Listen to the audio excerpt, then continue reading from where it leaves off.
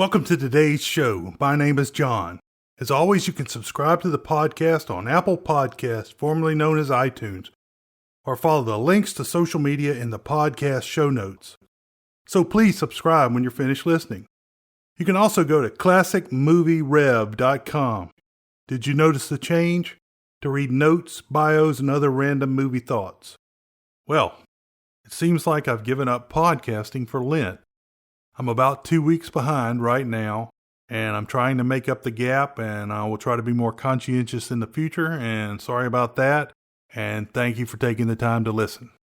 Today's movie is Maroon, 1969. The movie is a space disaster film that was made near the peak of the U.S. space program. It was also made at a time when we were mired in Vietnam and engaged in a Cold War with the Soviet Union. This movie foreshadows a problem like that of Apollo 13, which took place the next year. The movie won the Oscar for special effects in 1970, although they're pretty bad by modern standards. This movie has a very low rating of 5.8 on imdb.com and 100% on the tomato meter at Rotten Tomatoes. However, that last number is based on only 5 reviews. A more accurate number would be that only 44% of audiences liked it. The great Roger Ebert reviewed the movie at the time of release and picked it apart pretty well.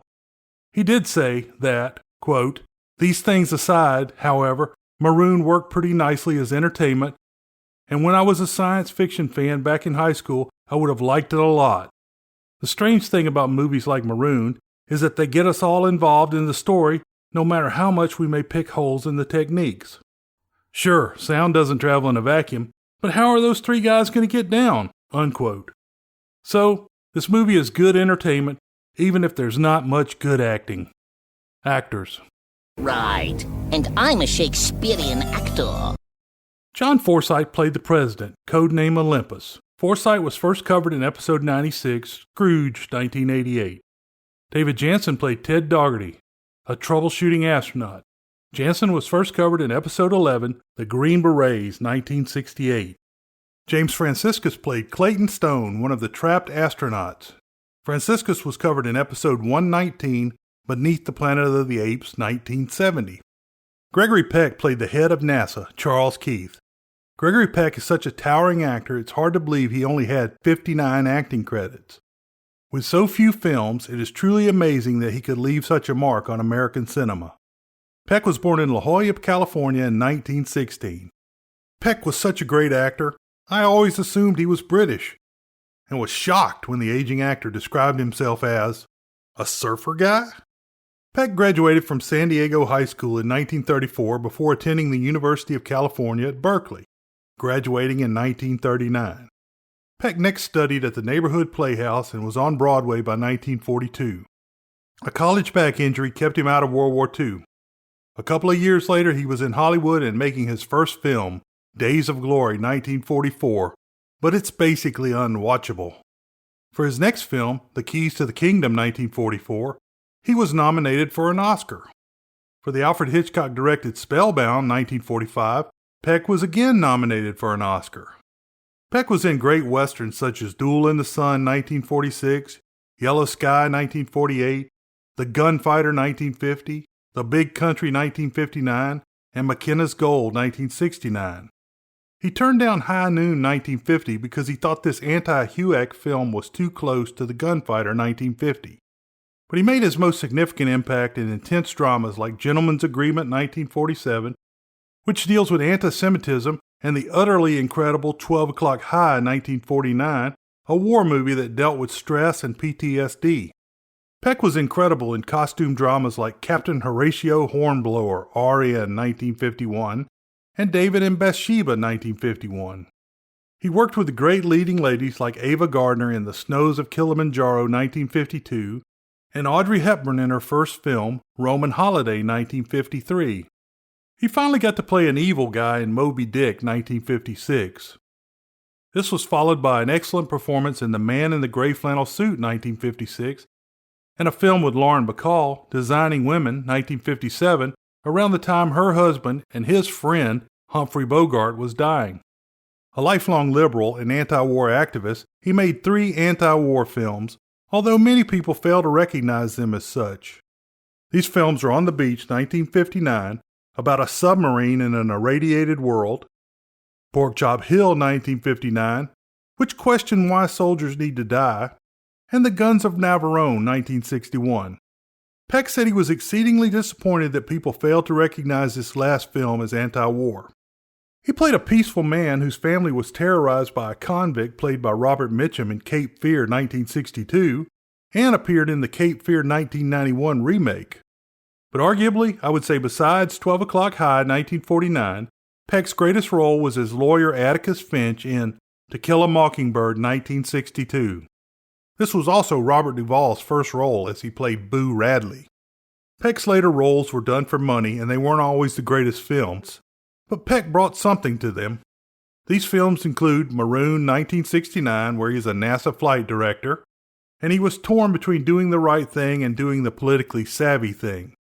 The Omen, 1976, where he and his wife were raising the devil's child. MacArthur, 1977, where he did a great job portraying the famous general, or the traitor that failed to follow President Truman's orders, as my father would say. One of my favorites, The Boys from Brazil, 1978, where Peck played Dr. Joseph Mengele trying to clone Hitler while being pursued by a Nazi hunter played by Sir Laurence Olivier. Damn Nazis! And finally, Other People's Money, 1991, A Tale of Greed, where if I remember right, Disney actor Dean Jones was the bad guy. During this active film career, Peck also found time to march with Dr. Martin Luther King Jr., write a letter decrying the communist hunting in Hollywood, and smack down a California panel that investigated him for his legal donations. Peck died in 2003 at the age of 87. Richard Crenna played trapped astronaut Jim Pruitt. Crenna was born in 1926 in Los Angeles. Crenna began his career on radio before graduating from high school. He attended USC with a major in theater arts. He moved with the Our Mrs. Brooks from radio to television for 1952 through 55. He made movies and was on television being a part of the Real McCoys 1957 to 63. The first movie I remember him from is the utterly ridiculous John Goldfarb Please Come Home 1965. He was great as the ship captain in the anti-war film The Sand Pebble 1966. Credible in Maroon 1969, but he really popped off the screen with God Didn't Make Rambo, I Did, in First Blood 1982, Rambo First Blood Part 2 1985, Rambo 3 1988, and spoofing same in Hot Shots Part 2 1993. Crenna died at the age of 76 in 2003. Gene Hackman played trapped astronaut Buzz Lloyd. This is going to be hard to do because of the Kane-Hackman theory. Shall I explain? As far as I know, this theory was first introduced in PCU 1994. It simply states that Michael Caine and Gene Hackman have been in so many movies that you can turn the television on anytime, day or night, and find a movie with one of the two in it. If A Bridge Too Far 1977 is on, you win because they're both in it. There's also the Roger Ebert's Walsh-Hackman theory, which states any movie with M. Emmett Walsh or Gene Hackman can't be all bad. Hackman was born in 1930 in California. The family moved a bit but finally settled in Illinois. The parents divorced and Hackman joined the Marine Corps at 16. After his tour, Hackman worked as a roustabout.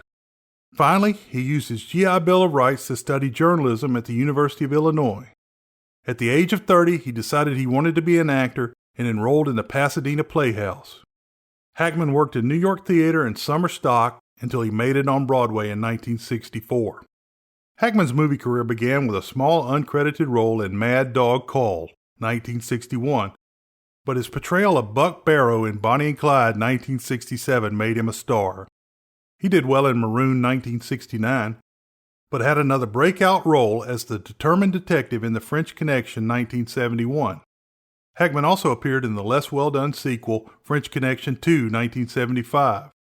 Poseidon Adventure 1972 was a big-budget disaster film, but he followed with a small but well-received Scarecrow 1973.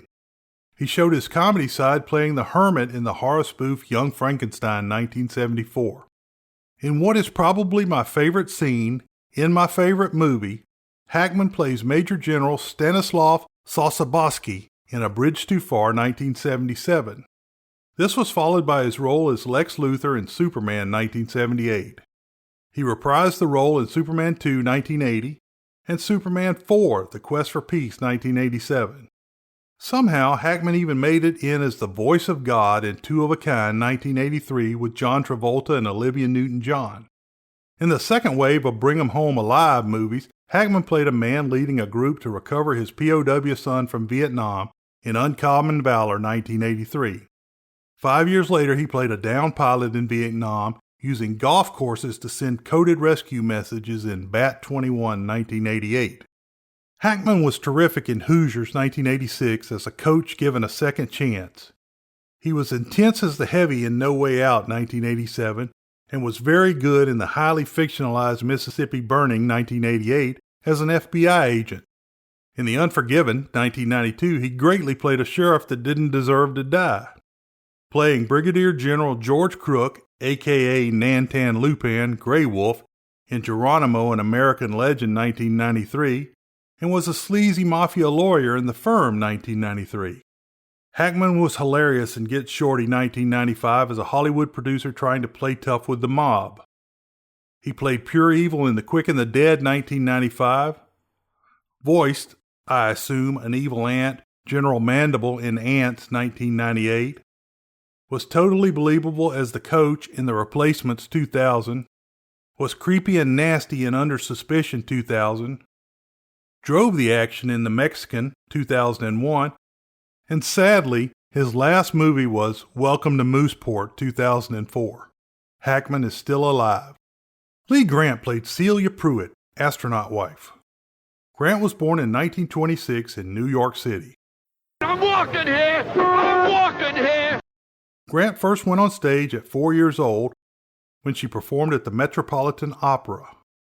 After high school, she attended the neighborhood playhouse on a scholarship and studied under Stanford Meisner. Through her teenage years, she was active on Broadway. Her stage performance in Detective Story earned her a role in the film version Detective Story 1951, and it is a great part. Grant received an Oscar nomination for this role. Not long after that role, Grant ended up on the blacklist. Bastards. She did a lot of television, but her movie roles were not of high quality. Her career was reinvigorated with her work on television's Peyton Place 1965-66.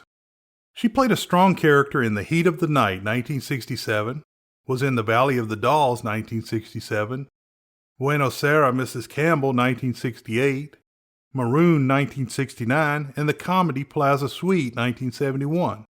Grant won an Oscar for her work in Shampoo 1975. She was also nominated for The Landlord in 1970 and Voyage of the Damned 1976. Grant failed to escape the disaster films, appearing in Airport 77 in 1977 and The Swarm 1978. She was also in the Omen series, Damien, Omen 2 1978. Grant continued making movies, and two later films of note are Teachers 1984 and Defending Your Life 1991, where she was great. Grant's last movie was in 2005. She is still very active and working to stop domestic violence.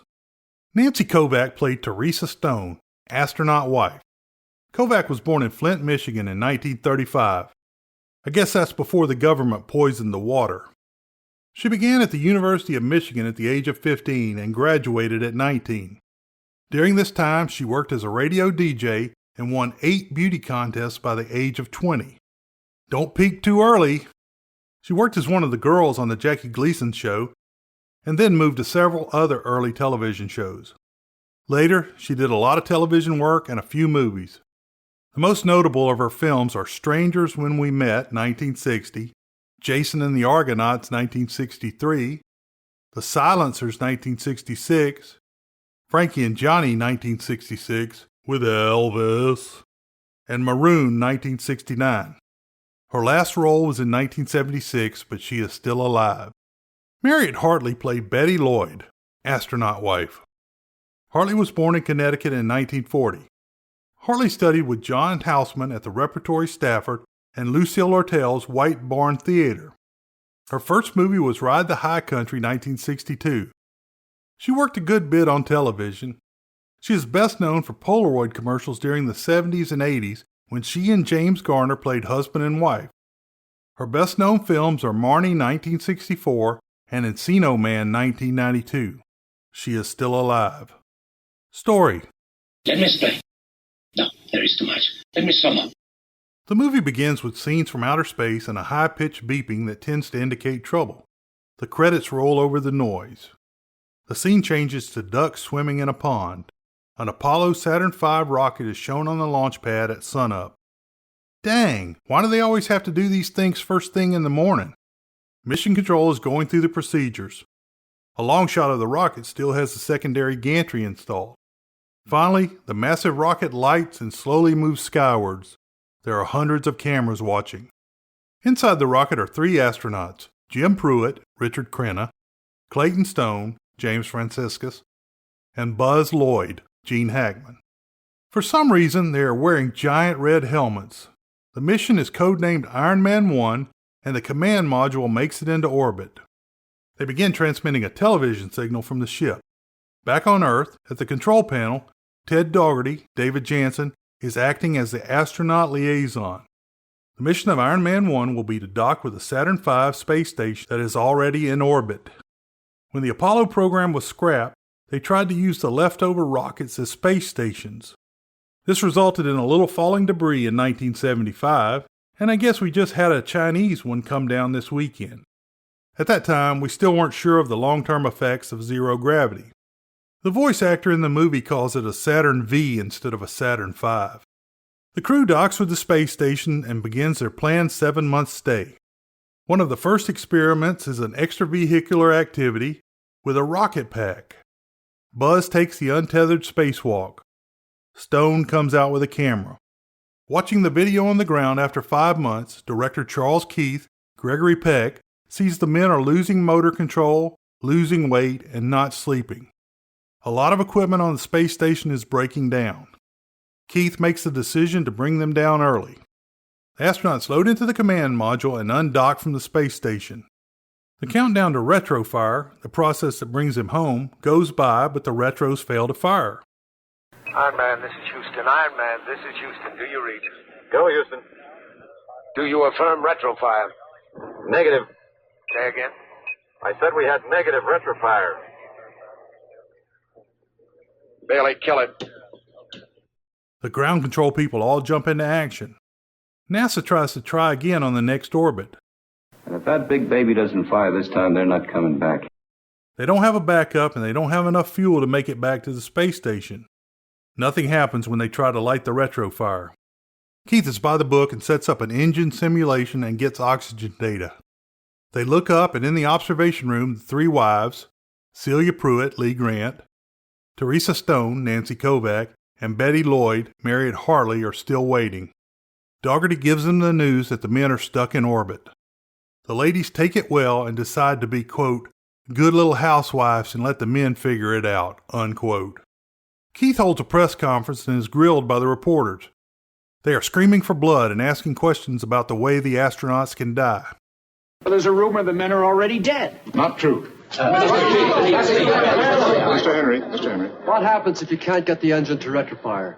We're prepared for every contingency, Mr. Henry. All of the resources of the NASA and our industrial contractors are being used to the fullest. Buzz is freaking out and Stone notices that a big storm is forming by Cuba. Back at NASA, the team are working on the problem with no success. Keith starts planning for the death of the astronauts. Dougherty wants to use an Air Force rocket with an experimental craft to try and rescue the astronauts. The crew has about 42 hours of air, and there is a launch window in that time frame. Keith won't authorize the rescue. He says it will take weeks, $50 million, and several on-the-ground deaths to get the ship ready. Keith is speeding down the road in his government sedan and gets pulled over by the police. He gets a call from the president, codenamed Olympus, John Forsythe, over the police radio. Olympus tells him to try a rescue even though he knows it will fail.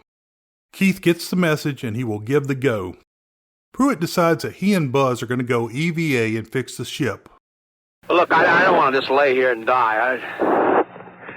All right, then figure the odds. Just at that time, they get notification that the rescue is coming.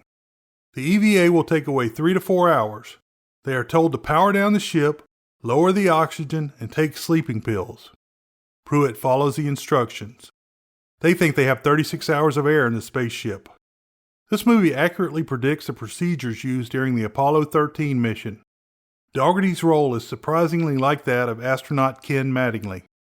Keith goes through the procedures and selects which checks can be skipped, while Dougherty practices in the simulator. In the simulation, Dougherty is missing the target by 20 miles. New data comes in on the hurricane, and it seems to be heading towards Cape Canaveral. The president calls again, and Keith says they can launch in a 45-mile-an-hour wind. He also says that the Soviets can't help as their ship is in the wrong orbit. They get news that the commies have launched another ship. Now at this point, you should be thinking about the Chinese and the Martian 2015. Pruitt mentions that he will never get the chance to go to Mars because of his age. The experimental ship is flown to the Cape. It looks like the old X-1s that were used to break the sound barrier, or the precursor to the space shuttle. You know, the kind Steve Austin crashed in the $6 Million Man 1973, or on the television series of the same name 1974 to 78. The XRV has never before been in space. And when it makes its first flight, Colonel Dart is going to be going it alone because that bird was designed for 2 men, but now has been modified, of course, to carry 4 men. The 3 wives are brought to the Cape so they can talk to their husbands. Celia and her husband have trouble connecting emotionally and just talk about general stuff. Teresa talks in general terms and stuff she is going to do. Betty starts reading a letter she has written to the president. She has to deal with Buzz, who is screaming that it's all falling apart and he is being blamed. After the call, they have to sedate Buzz. Amazingly, they get the rescue ship ready on time, and Dougherty prepares to launch. The first feeder bands of the storm are coming in, and the weather is getting very bad.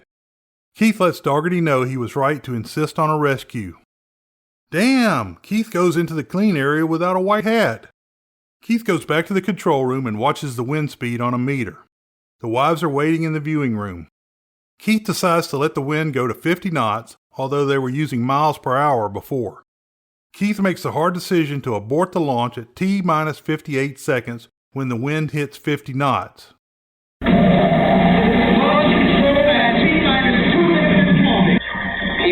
70 seconds and counting. T-minus 60 seconds and counting. Close. Finally, they tell the crew of Iron Man 1 that the launch was scrubbed. Dougherty is screaming from the ship to launch. Keith has a press conference and tells the press that the mission failed and there is no backup plan. While he is justifying the loss of life, the Air Force people come in and show that the eye of the hurricane is going to pass over the Cape. They think they can launch through the eye. Keith is told that 3 men can't live until the rescue time, but 2 possibly could. When the wind calms, they begin the launch again. As the wind begins to climb again, the rescue launches to great cheers. The astronauts are being all passive-aggressive and not answering the radio. Finally, Keith gets through to them and lets them know that the rescue vehicle is 55 minutes away. Keith helps them arrive at the conclusion that 2 men could make it. Keith tells them to talk it over and see what they can work out. Buzz says 1 will have to go, and they try to figure out a selection method. For God's sake, it's less than 55 minutes. Buzz says he will go because he is the weakest and using the most oxygen. Pruitt says no, he's going out to fix the engine. They put on their helmets as the rescue approaches. Pruitt goes EVA and looks at the engine. Inside, Stone yells at Buzz because he knows Pruitt is committing suicide. Buzz tries to call him back. A flap in Pruitt's suit fails and he slowly dies. The other 2 go back into the ship. Celia is told that her husband is dead. She takes it stoically. Buzz is starting to hallucinate, but Stone is calm. Dougherty is close and has Stone turn on the exterior lights of the ship. The rescue is 6 minutes away. Stone gives Buzz a little of his spacesuit oxygen and takes off his helmet. Keith gets word that another ship is approaching Iron Man 1. It is a Soyuz-designed Soviet ship, and Stone thinks he is seeing Death or the Grim Reaper. He tells them that the Russian ship is rendezvousing with them. Not much oxygen left. Iron Man, a Russian spacecraft is making rendezvous with you. We don't know what he's going to do. All you can do at this point is watch him. The cosmonaut comes out and signals for them to open the hatch. Keith tells him to go with the Russian. They are in such bad shape that they blow the hatch. The pressure release moves the ship away from the Russian. Stone pushes Buzz towards the Russian ship, but he misses by inches. Stone falls back into the ship. Dougherty arrives in the rescue ship. The Russian shines a light on the floating Buzz so Dougherty can get him. Dougherty uses an untethered backpack to get Buzz. He then gives Buzz a bottle of oxygen. The Russian ship moves closer to Iron Man 1 and provides some air to Stone. Dougherty makes it to Iron Man 1 and then gives his oxygen to Stone. The three spacemen have a brief moment of male bonding. The control room goes crazy and the two remaining wives are ecstatic. The retro fires on the rescue ship as Dougherty, Stone, and Buzz head home. The Russian ship flies away. World famous short summary: never count on a commie to be on time, or kill Buzz first. Hope you enjoyed today's show. I really appreciate you spending the time listening. You can find connections to social media and email on my site at classicmovierev.com. There are links in the podcast show notes as well. Remember, this show is entirely free and independent. All I ask is that you jump over to Apple Podcasts and give me a review. It really helps the show get found. Beware the Moors.